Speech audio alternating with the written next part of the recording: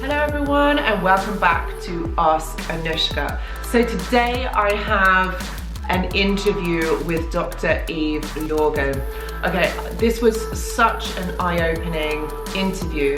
Now I am going to say, please watch this interview with an open mind. This is going to resonate with some of you, and with some of you it just literally won't. I wanted to open up your mind to different possibilities of what was going on here in the interaction with the narcissist in your life. This really helped me to understand as well what's going on, but I would be really interested to hear what you think.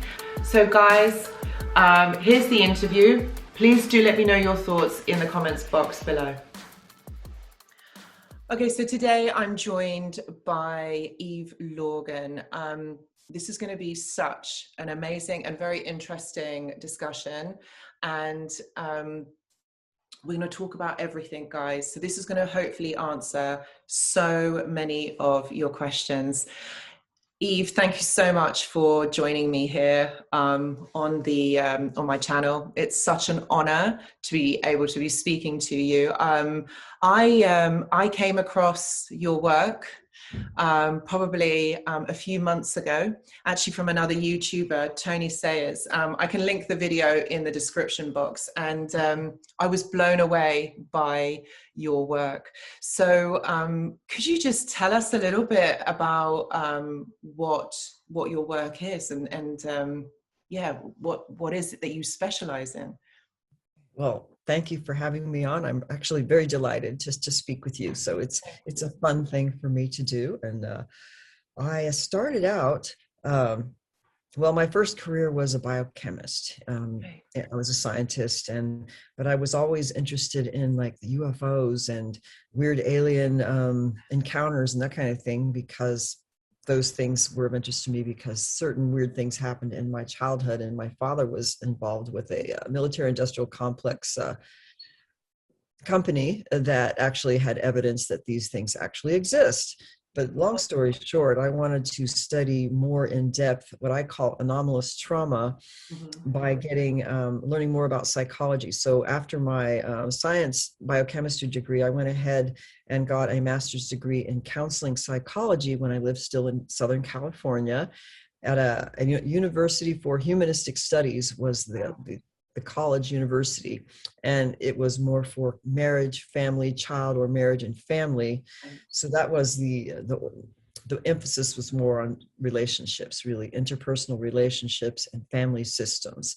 And then I added on my own specialty of hypnotherapy and what I knew at the time about post-traumatic stress disorder, trauma, and then what I called anomalous trauma, which included things that were out of the realm of normal human experience that people may feel comfortable talking about. So it was beyond combat veteran kinds of post-traumatic stress, but things like officially denied experiences that may involve things like UFO encounters and alien abductions, or people who were involved in mind control experiments or supernatural things, or shamanic initiations, near-death experiences, weird paranormal things, or just unusual relationships that defy the normal psychological explanations. So I got to learn more and more and started support groups with people who had regular kinds of experiences that were anomalous. And then I wrote a book about that really focused not just on the anomalous experiences related to what was known at the time was alien encounters and visitations and ET contact and that kind of thing. But I discovered there was a form of relationship orchestration, manipulation, and interference that set people up by forces that seemed to be beyond the normal kinds of relationship things that happen. And so I called it The Love Bite. So that was my first book, which was more around the early days, which was very X-File-ish, because at that time the X-File. I loved that. I love the series. Yes, with very popular. In fact, some of the experiences and the people that I spoke with at the time, who were clients or people that I would correspond with, some of these things ended up on the X-Files, coded as, fiction. Really? Some of No. them were, that's the exact name of my client. That's the exact thing that happened to me. And I know the exact person who said the exact thing. This is beyond chance. Okay. This was There's like, no such thing as coincidences. no. So I knew that, a lot of these things, they're officially denied. They're happening to a lot more people than are willing to say, Yeah. but they have to be shrouded in secrecy. So I really tried to bring it out of the secrecy and the weirdness and the, always trying to cause slander to someone's reputation if they claim that they had these weird experiences, because it actually is happening to many more people than you could think. So now many more people are talking about that. Yeah. So to wrap that part up, even to show you the first book. Yes, please. Yes. First book. I don't know if this can be seen on camera Yes. very well. It's backwards. I will link it. I will link it. So if anyone wants to get this book, I will link it in the description box. And obviously I will, the website. And if anyone wants to learn it a little bit more, because we're literally, yes. That was more about like the alien abduction ET angle of interference and set up with love obsessions and what they think is their soulmate and their twin flame, but then it plays out in a certain way that's classic for that thing, right? So as I worked many more years, 20, I don't know, whatever, this has been going on for so long, I don't even count the years anymore. So the second book is called The Dark Side of Cupid. And this really details how love affairs, the supernatural, and energy vampirism. And so how we can recognize when we have an energy vampirism or a psychic or emotional vampirism thing that's happening in a relationship, and there seems to be paranormal or supernatural interference, then that's what this is about. Many case histories where something like that was happening and how to, understand it, define it, and what to do about it. Yes. So this is it. This is the crux of it. So guys, when you're obviously going to listen to what Eve is going to say, but you're going to be blown away by this, because I certainly was. This has answered so many questions for me, and I know it will for you guys as well. This is research that is not really out there that much. I think you're actually you're the one that's pioneering in this, and this explains so much. And I think I'm just going to warn you guys, you need to listen to this with an open mind, because this will answer so many questions. You will understand why this has happened to you the way that it has, and try to see the themes in what Eve is saying, because this will really help you. This is another level. This goes past healing, doesn't it? This is you are understanding what is going on here. So could you explain a little bit more about this energy vampirism, this setup in relationships? Like what's going on here? It's amazing, because if we looked at it from a psychological standpoint, we might say, let's say within a love relationship, there would be, let's say, and it could even be described as someone might think, oh, well, that's just, a narcissist and a codependent and the dance that happens with the high drama. And that also happens, but that's not the only explanation, because much more happens within what I've worked with.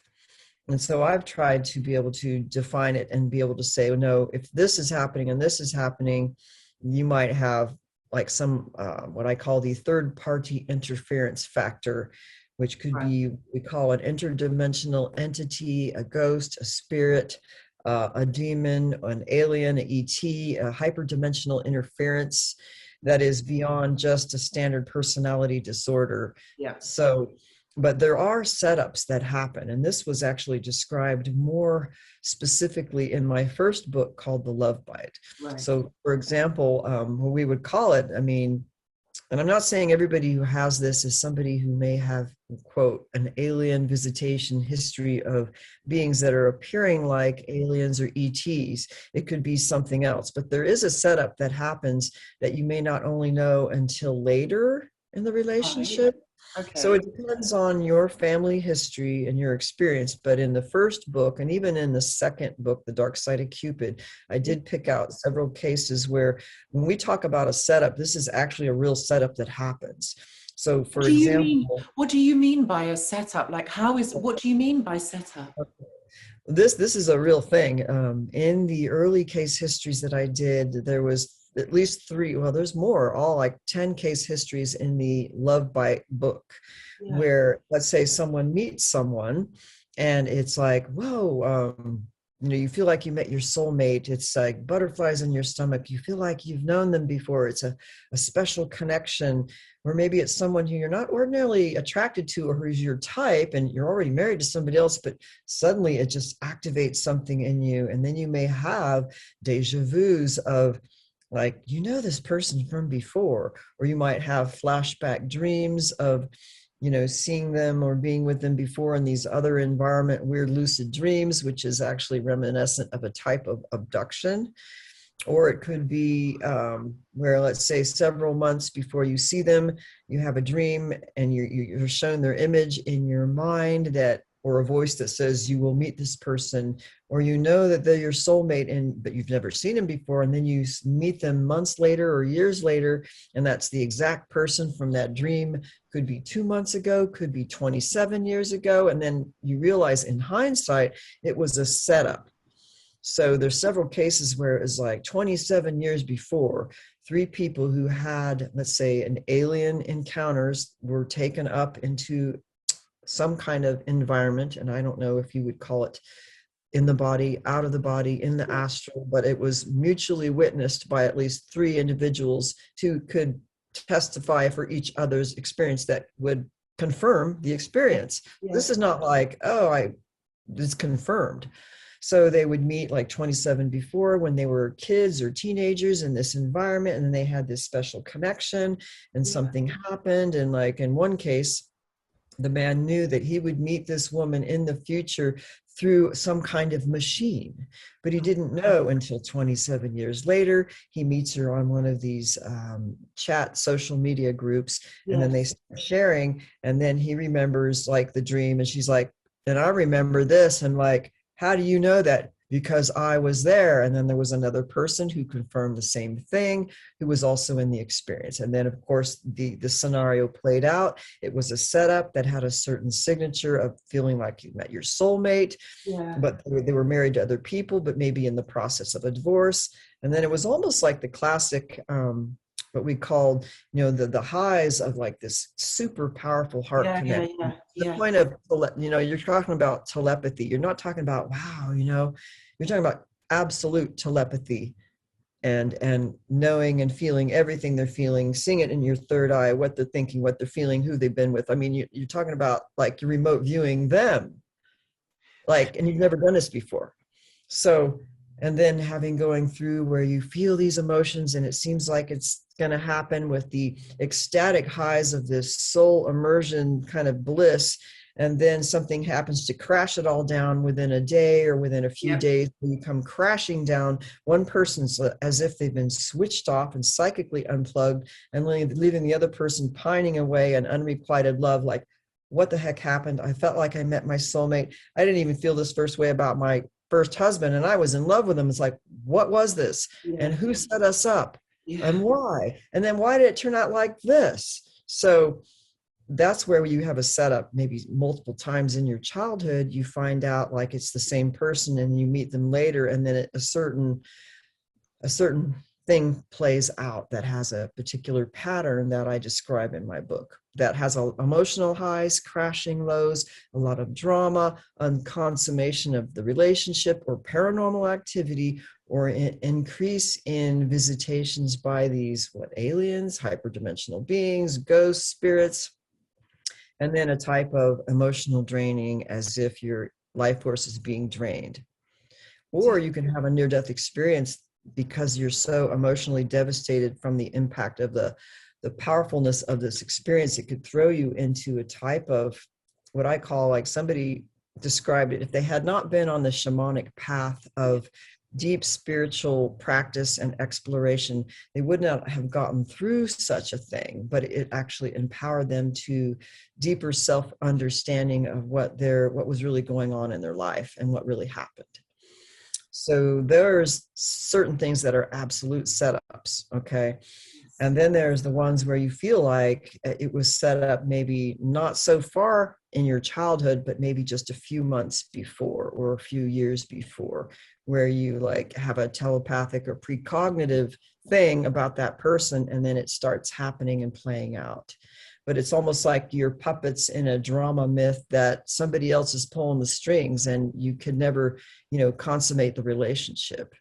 So that's talked about in the book, like numerous cases. But one of the things that I feel had stood out more, especially in the dark side of Cupid, more than the alien love bite per se, because in some cases you didn't see the quote, what I call the narcissistic personality disorder type of style acting out interpersonally as you did in some of these sudden twin flame soulmate things that turned out to be like a major narcissist who was actually hosted by a demon or a third-party entity interacting and overshadowing during sex sometimes, and or during different parts of the relationship.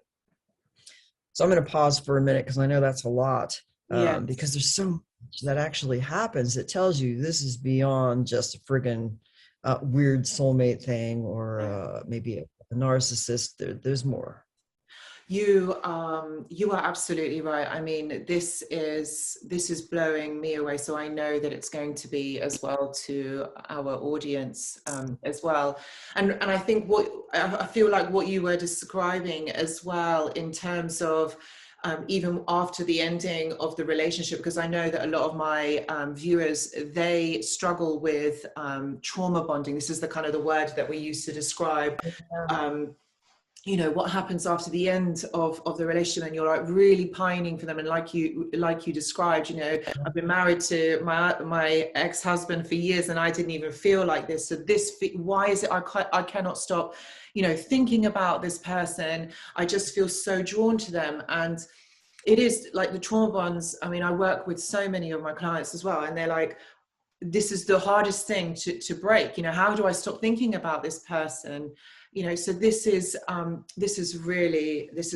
explains it so well. And I feel for a lot of people as well, like clients and subscribers, the audience. I mean, this is what they kind of talk about. It's that there's something else going on here. And I think I remember as well, like in the early days of the channel, I used to talk about how the eyes turn, like a darker color, or, the face changes.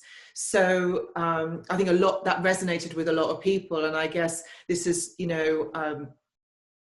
this is where I wanted to know a little bit more about it, because I touched on something, like 3 or 4 years ago, but I didn't know enough. So your work really actually just confirms it or explains it in more detail. Yeah, and I think it's more in the Dark Side of Cupid book. It's actually more explanatory. What I did is I categorized several case histories from something that was less severe to more severe, actually, right, where there was like a sense of, this is being orchestrated. You feel like it's being interfered with some way.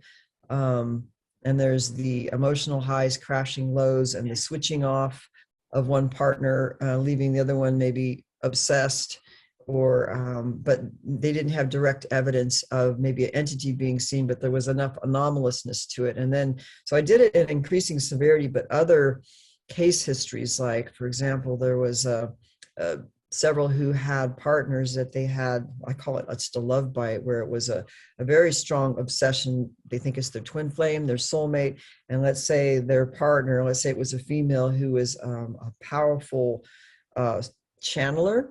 Well, there's so much there. It's just knowing the breadth and depth of how this can happen through what things that might be red flags, really. For example, if someone is a channeler and they channel a high level spirit guide that may appear good, okay, and then they get bonded with in a love bite twin flame soulmate thingy, because that's Yeah. what it feels like, where there's like an absolute love obsession, let's say with the male, with the woman who's got this power. Okay, she's got like, it's really a demonic power, to be honest with you. It's probably the spirit of Jezebel if somebody wanted to be biblical about it. But some of them who channel these high-level spirit guides in the New Age community, it sounds good and they may get accurate information, but there's something else going on after you observe like how these men fall after him like puppies who are obsessed, and they just can't like stop this weird shit going on in their lives.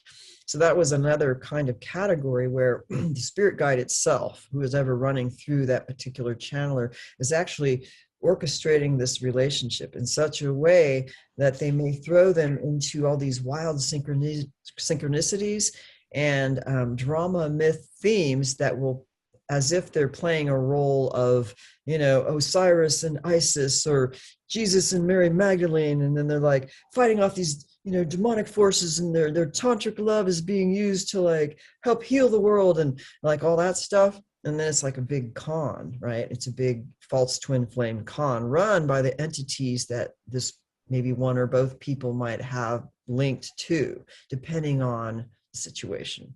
So that was actually one category that's in the dark side of Cupid. And then the other ones were increasing severity to the ones where there's like an actual real vampire. Okay, so in one of mine, in the dark side of Cupid, it actually is a real vampire. And then the name we use, it's a pseudonym, obviously, right?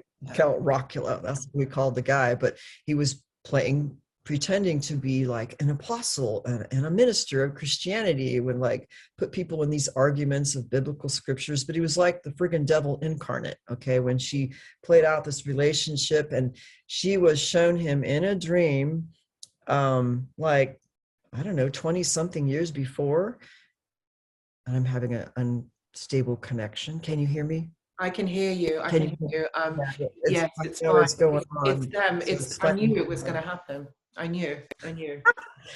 And that one was like almost, well, you have to get the book, but that one was a very hardcore example of the energy vampirism that took place when she was in this relationship. Not only speaking on the phone, or even astral visitations or sensations in her body. Like, for example, she never had stomach issues until she was with this man, which suggested the solar plexus chakra being directly fed into. And then after she was with him, she'd have to like take 6-hour naps afterwards because she was so drained. And then he was obsessed like with her menstrual blood and like stuff like that. He was like a real vampire, actually, like on some weird level. So that was like the severity of, if we look at the mild cases where maybe there's just an entity interference that, you know, and then there's like the ones where there's like he's practicing black magic. What? And then, okay, so we're talking about the paranormal, but there's also the psychological element that cannot be ignored. And I know this as a therapist and as a psychologist, that when we have certain unresolved traumas, which almost everybody's got something going on in their life or their family origin, but let's say the more severe traumas, attachment trauma, for example, what we know from early developmental trauma that could cause us to possibly have a personality disorder, such as, you know, the cluster Bs of narcissistic, borderline, sociopathic, or some of the other ones where the personality structure is actually very dominated by the trauma that has not really been integrated or resolved. And so with people of certain personality disorders, they may act in relationships in such a way that they have more of a energy vampiristic way of interacting that would be kind of like what we call the narcissistic abuse pattern. Yeah.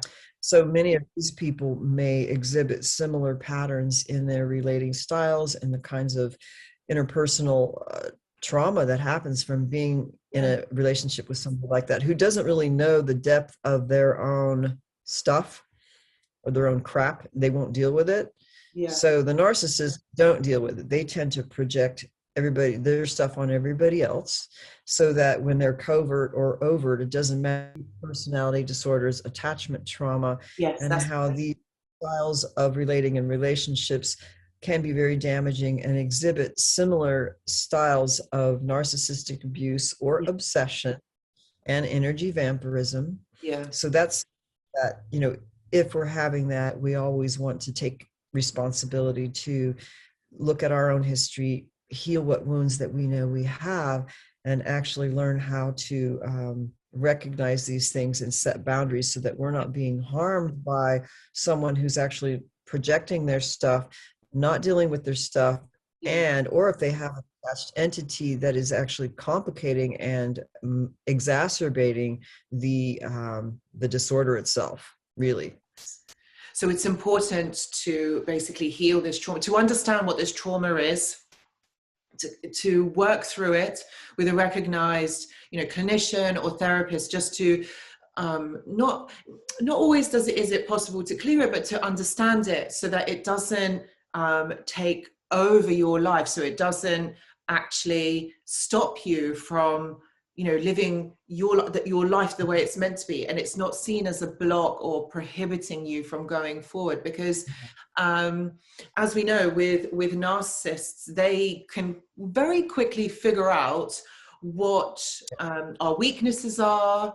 They figure out even like family dynamics, attachment styles, and I think, like you were saying earlier, it's almost telepathic, telepathic. If we can even say that, because I know it's that's how it seems. They just know, and they tap into that, and they use it against us. And this is why we become so traumatized, and we're just not able to leave these types of relationships, even though we know they're wrong. Because I've got clients as well who are in these types of relationships, so they can't leave because it's too traumatizing to leave. Like, how can they leave? They feel so trapped. But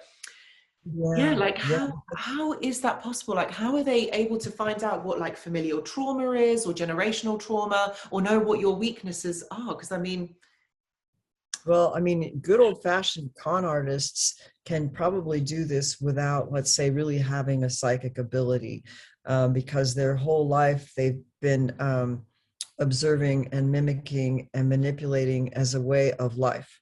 So many people with narcissistic personality disorder, based on their histories, have learned how to behave in such a way to survive. Maybe they were feral and had to scrap for survival, so they only learn how to observe and manipulate to get what they need, and that's just their style of relating. They don't know any other way, and they have to actually cover up the deep shame and the horrors of what they felt, and then basically slap on another personality just so that they could get through life. Really, exactly, they can't handle the conflict inside. So, but I have come to understand that many, based on what I've researched, that they have a sixth sense, based on, sometimes it is a real sixth sense, but more often than not, it's actually an entity that has hosted them or worked through them. And then that entity acts in a way to actually even do more, because the entity also feeds on energy. So this class of being, shall I say, would be a type of energy vampire. The ones that are on the dark side. Let's face it, they're parasites. So they will do the same kinds of things and compel the person. Okay, they compel the person even more to behave in certain ways that the person, like if they're unaware, they don't even know they're hosted. Like they're just acting through compulsion from their own lack of willingness and ability to deal with their own stuff. They really don't want to, or they're like an alcoholic, or they're getting off on the power and control they get over someone. They're not going to change because they're getting something out of it. So in hindsight, through people who actually are clairvoyant and they actually can perceive, oh, like when they did this, I saw that entity jump into them and overshadow them, and they actually have two entities. And then this one actually came in at this particular time in their life because the clairvoyant could actually see what happened. And so I've known this over time, that a lot of times the entity. So when we go back to, for example, when a narcissist has certain behaviors, and Yes. people in the narcissistic abuse circles, well, they're like, okay, well, when they do the love bombing and they do the hoovering, yes, the evaluation and the discard and the silent treatment, all that stuff. So yeah, what happens is, for example, this is in the dark side of Cupid, in a classic case where the guy's a narcissist and is hosted by a demon. And then when she's going to think about breaking up with them, on the social media, sending messages on Facebook, private messenger, whatever. And just the moment she's thinking about, like, man, I'm cutting it off with this guy because this demon has like kept coming back and like weird shit's happening. And then the moment she thinks of that, he texts her telepathically. So it's like what I call a psychic demonic hoovering that takes place for the person who's being hosted, who's a narcissist. And this actually takes place. And you can see this through the patterns that happen where, and some of this happens with people who feel that they are actually being, they call it targeting. But if you have a relationship with somebody who really is a pathological narcissist, they seem to know all our weaknesses, so that if we're feeling hurt, or we might say something, oh, we're having a bad day or this or that, and then multiple things happen that same day. Yes. Where it's like, oh my God, like all the triggers are happening in one day, as if it's being like orchestrated, like all through narcissists. It like really happens. And then, like, wait a minute, I just got hit by a wave. Okay. So if you know what your triggers are, you have to be honest with yourself. But if you have a wave of things that happen through certain people that, like, in hindsight realize that, like, okay, they've got a demon, or they're a narcissist. And it happens in such a way that they're actually putting a dig into you, or an insult to hurt your feelings. And it will happen in a certain way that makes you realize it's a form of targeting that happens through the energy of even the narcissist, or what's working through them, or even it could be our own weaknesses of not protecting our psychic boundaries, for example. My goodness. Yes, that's right. You're absolutely right. So this is so important, to actually know what your traumas are. And this is what we always talk about, is to have these boundaries, to know not to open yourself up to be so emotionally vulnerable. Now, Eve, I wanted to ask you how, if say, for example, you are with a partner right now and you're seeing that they have some, narcissistic tendencies, maybe not necessarily a full-blown narcissist, or you're not very sure, how would you be able to tell if they are hosted? What does that look like? Oh, I think that's in my book as well. Amazing. Let's say, well, in one of these cases, it was clear, like, normally this woman, she was fine, and she might have been sensitive, but she didn't have like demons in the house coming at a certain time or doing certain things. But once meeting a certain person, and then let's say having an affair, and then once that person was in their home, then the demonic attacks kept happening in association with the visits of the person using that man's voice.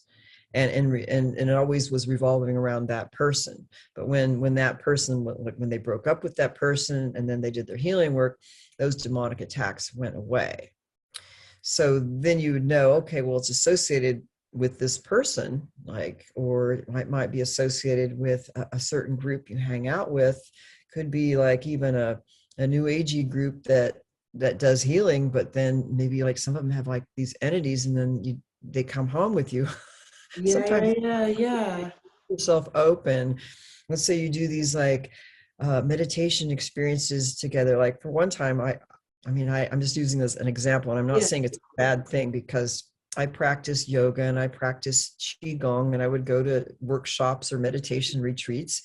And then so sometimes what happens is, when you do these repetitive qigong things, actually for healing and opening up your field and moving your energy, and you're doing it with a group of people, and then you go home, and then like all these entities like pop up in your dreams, and they're all these like ancestors of the people you just did ancestral healing with in a qigong class. And I actually saw like the entities that were the ancestors of the people who were in my class No who way. popped in because my energy field was open. So sometimes it's not like the people are evil or bad. It's just we can actually have these things come into our field when we leave ourselves open and then don't realize that they can come home with us, you know? Oh, goodness. So Goodness. yeah, it's kind of a funny thing, actually. No, it's not. I'm scared Oh, already. yeah. It's just that happens. So I would check the how you feel emotionally, like the energy drains, the paranormal weird synchronicities that might happen that increase paranormal activity, Okay, okay. certain kinds of synchronicities. Mm. And just if your triggers keep getting hit over and over again, and like if you think you're with a narcissist, you're not sure. I mean, the logical thing would be to communicate and kind of like reality test, okay, what you're feeling. Like, look, they say maybe they did something, and they made a promise that, oh, they were going to take a trip together or do something, but they didn't promise, but they inferred that, oh, we're going to do this together, like the shared fantasy of what we're going to do. Yes. And then when it comes to the time for the trip and you still think you're going to go, they don't tell you that they've changed their mind and they're going to do something else. You just find out, like when you ask like a few days before, are we still going to do this? Oh, I had this happen. And that's, they just fuck you over and then like make it like, well, it's your own core wounds that, you even thought we were going to do this. This is obviously more important that what we were going to do. Like this just came up and I couldn't help it. But, it's really more important because like, I'm really more important than you are. And you're being an asshole because it's really your problem that you're upset about this. Okay. That would be a gaslighter and you like run. Okay.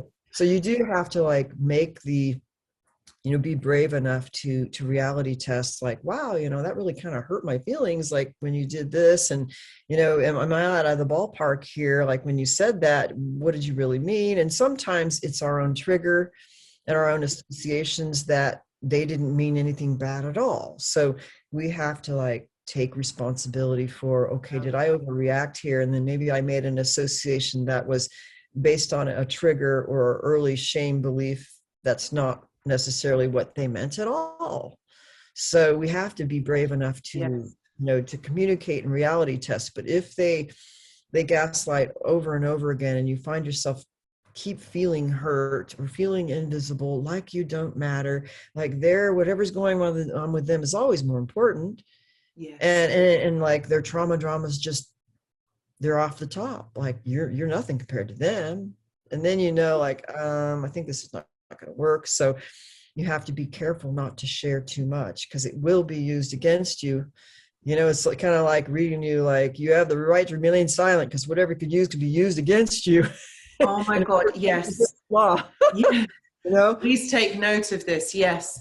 Do not disclose too much information because this leaves you emotionally vulnerable. It leaves you open, and you're right, this information does get used against you, and I'm sure that so many of you have also experienced that. I know I have, not even just in in a relationship sense, but just anywhere in general, just work or out there with friends or colleagues or whatever. It's just, you have to be careful what you say. It's not how we think it is. No, and it's something that I had to learn, like when I was going through my practice as a therapist, when I was going through my master's program. As part of that, we had to do a lot of therapeutic work ourselves, and a lot of workshops. We're training and we're sharing and we're learning how to communicate, like compassionate communication, transactional analysis, whatever. It would be like the norm, like people, let's say, who are in the recovery circles or in 12-step circles, they may like talk a certain way, they use certain terminology where they're real open about what's going on. But you have to remember that if somebody is not into that and they don't normally self-disclose in such a way, and then you start speaking that way to another business associate that's not in that realm, or another person, they're going to be like, whoa, dude, man, you got problems, and then they'll make you look stupid. But there's another thing, and I know that you had mentioned that in the I will call it the truther movement, but it could be anywhere in the world, that there's some who take advantage of certain positions in a public way Yeah. to make claims of being, whether they're a channeler or a guru, or they hold a YouTube channel, or they do workshops or whatever, and they may have credentials, and they call themselves a therapist, or something similar, or they do psychic readings. And then sometimes they will do things to get, and this is what I call the covert narcissist, who's acting as the healer, therapist, guru, whatever. It's so And important. I'm so glad you touched on this. yeah, they get you to self-disclose, maybe even as a client, or maybe in one of their group sharing circles, whatever they're trying to do and promote for their whatever. And they get you to self-disclose. And then they turn around and I'm like, well, I don't know about that. I think you've got some problems. I don't know if you're right for this group. And then they'll say it in front of everybody to humiliate you purposely, after they've deliberately tried to get you to be vulnerable, to self-disclose, and then turn around and use it on you. And because that's what they do, because they do that on purpose, because they're like one of these hosted people in disguise, acting like a therapist. And I've noticed this numerous times by people who claim to be professionals. So I'm just warning the people out there that I'm glad.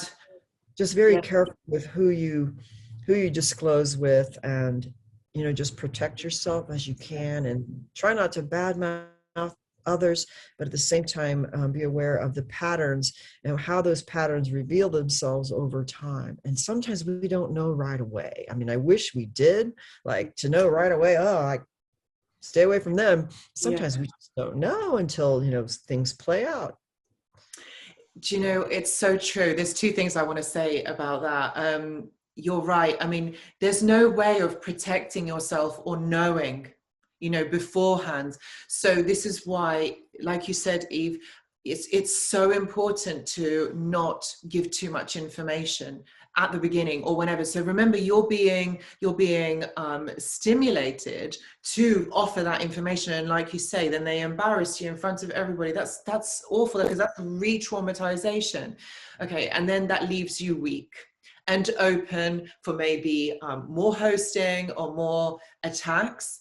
And I think it's so sad, because I think a lot of people, and including myself until recently, I really believed that therapists, psychologists, counselors, they're out there to do the good for everybody, to help people, because actually that's why we go into these professions, to help others, to want to heal them. But so many therapists and psychologists, firstly keep clients on, so to keep them, paying and keep them stuck there in that trauma. But second of all, I feel they're getting some sort of supply from that client, some sort of validation, so it keeps them almighty powerful. But obviously we're seeing now that these individuals are hosted. There's something not right about them. I'm seeing it more. Do you know, I'm sorry. I've got more stories that you could imagine, like even things in my childhood that, but it sometimes that happens, like people who are, well, let's say a cluster B or a narcissist in particular, could be covert or overt, might be driven to want to go to places of power in career choices or in relationships. And so sometimes people in certain kinds of careers, behind the scenes, they're like, a control freak who's got one of these personality disorders, but in the public eye, they're like this wonderful person. But, in privacy, they're like, oh my God, like that old movie, Sleeping with the Enemy, Yes, it's that exactly. old movie, but it's like this private, like, terrorism that goes on at home, where you can't really talk about or explain how it happens over time. And it's, when it's covert over time, it's very, very hard for someone who's been in it to describe it until they're out of it and they're free and clear, because when you're still in danger, it's hard to feel safe enough to even heal. So safety is such a big issue for when we really want to heal from these things. We have to reestablish a foundation of safety before we even really jump into finding, traumatic memories that might be in amnesia or whatever. Yes. And you're absolutely right. Like it's so hard for someone who hasn't been in a narcissistic relationship to try and understand, like to understand what is going on, because when you go in, our understanding is, you know, when we are in a relationship, we fall in love with our partner, we trust them with information, and that's how it deepens our bond, to be able to offer up information and go forward with this relationship. So and you fall in love and blah blah blah, but it's so hard to get your head around that person is going to use that against you, that actually the information that you're offering, things that you are offering out of love, are going to be used to destroy you. Yeah, I mean, it happens in divorces where women are like, or men really, I mean, it's men too, who go through divorces of a narcissist. And luckily now there's more people who are aware of what happens, but that's the hardest part, is, you know, trying to keep the kids safe, and not bad mouthing the spouse, for example, when the spouse is clearly doing illegal acts, or, you know, harming them and gaslighting them, and but not wanting the child to, you know, think that their dad is like a really bad, evil person, you know, because if you're going through a divorce, and then like this is what happens with people who had they had things like alien abduction in their history. And, you know, you're waking up to the fact that like friggin' aliens are coming in the house, and they're like getting your kids too, and they're having similar experiences that are beyond, this is not schizophrenia or whatever, I mean, it's real, but not being able to speak to the spouse, and then the spouse using it against you to try to take away custody during a divorce.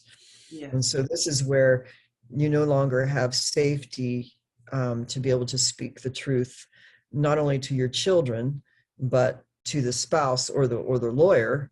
And this is what I call, like, when you're married to a narcissist, it doesn't matter if it's covert or overt, and you have a child or children, I call it the triple parenting act for the one who's not the narcissist, who's like trying to like be a good parent and raise the child in the best way possible, because you're not only doing the parenting for yourself, but you're doing the parenting for the narcissist who's neglectful or abusive, and then you're doing the damage control from the damage that the narcissist did.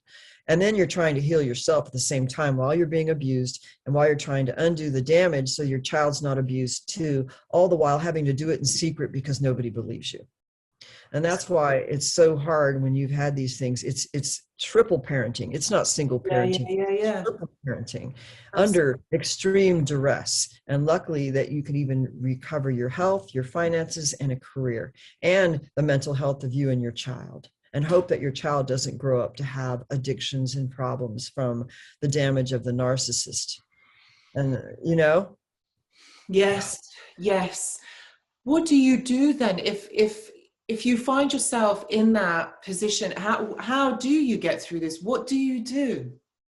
Well, I was so fortunate, like of course I went through, I don't even tell you how many I've been through. That's why I wrote my book and all this stuff. But I had, you always have to keep a friend or another family member or someone you trust, like a therapist or a colleague that maybe you're going to school with in your master's program or into counseling psychology, so that you can always have an external reference point to be able to be you with and share your real feelings.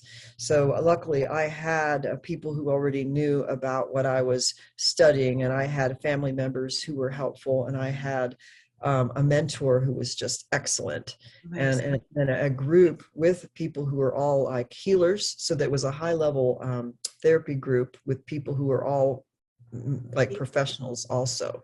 And so if it hadn't been for that, going through my divorce, I would have not had the ability to even trust my feelings and know that it was okay to have them and what was going on. And even at that time, I didn't even know what narcissistic abuse was until years later, when Sam Bachman's work started coming more public. And then I realized, holy moly, you know, this is an epidemic that is above and beyond what I had even imagined.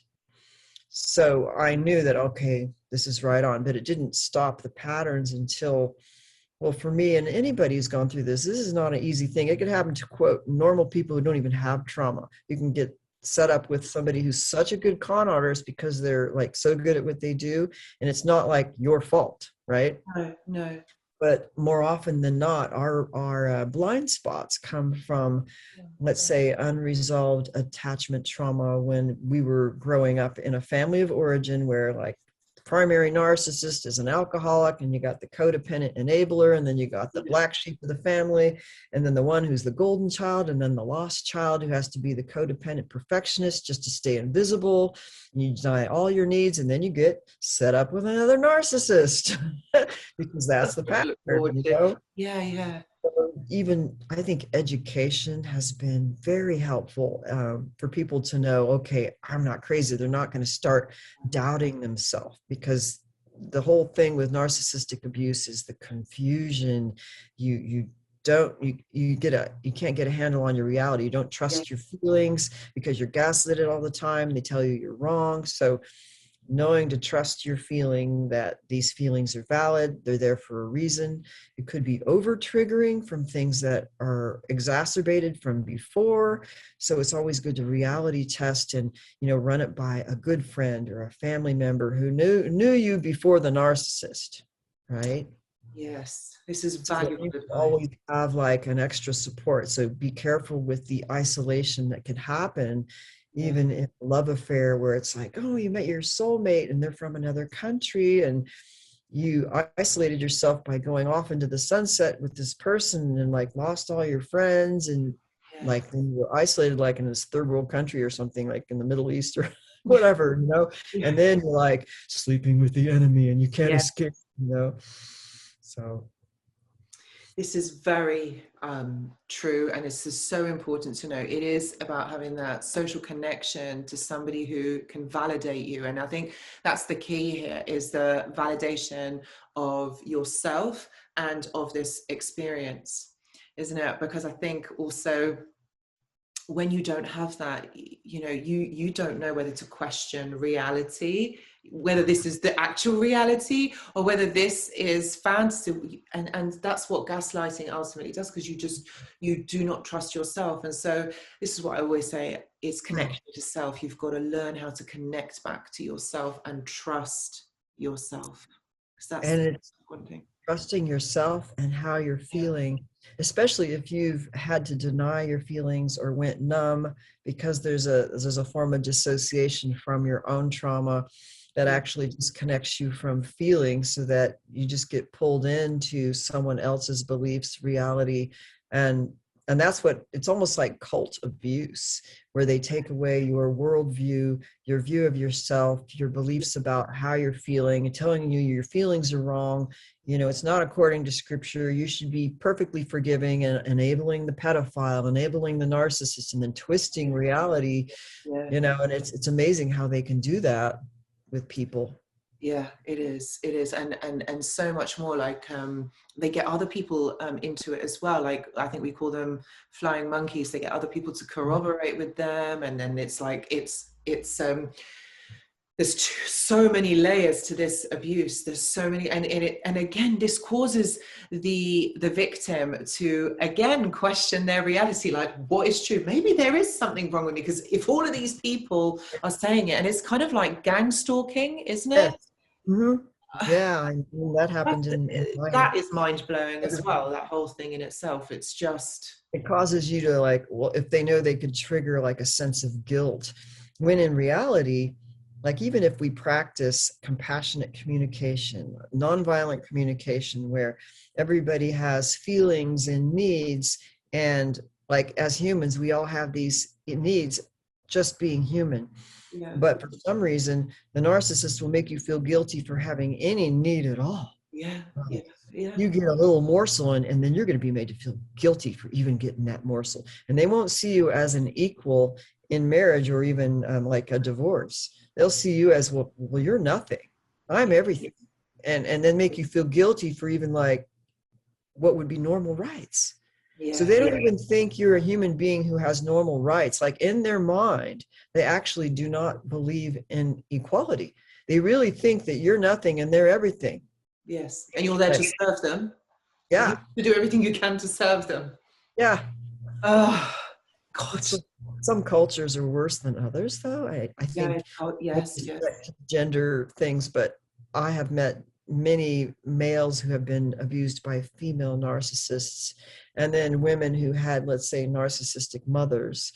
So I know it's not just, the male narcissist thing. That definitely goes both ways. It does, certainly it does. And I don't think that there is a gender which is worse than the other. It's just one seems to be more charming and the other seems to be more conniving. So I guess for either one is as bad as each other.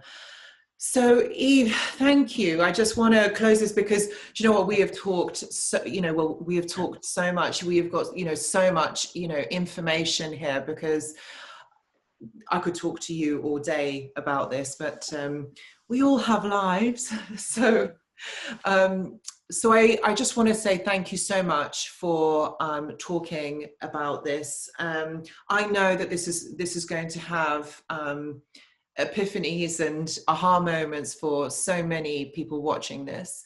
And if you wanted to get in contact with Eve or even work with Eve, please see the description box for all the details. Eve deals specifically with narcissistic abuse, with other entity hosting. All kinds of things, really. All kinds of things, yes. Yeah. So if you want answers or anything has triggered or you want more information, I would say contact Eve. Details are in the description box below. Evie, final last words? Well, just that both my books can be purchased in hard copy through alibris.com as a used bookseller.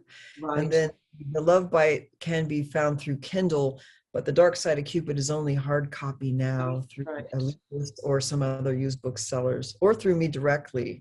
So, and then I could be contacted I prefer through my website contact form. And there is an Alien Love Bite private Facebook page, but I don't always get to messages because I don't always go on there like every day, or maybe once a week at the most sometimes. So it's always better through my website contact form, and then to get in contact with me if you need to. Amazing. Thank you so much. Thank you. And I will be speaking with you soon. Thank you ever so much. Goodbye. Bye.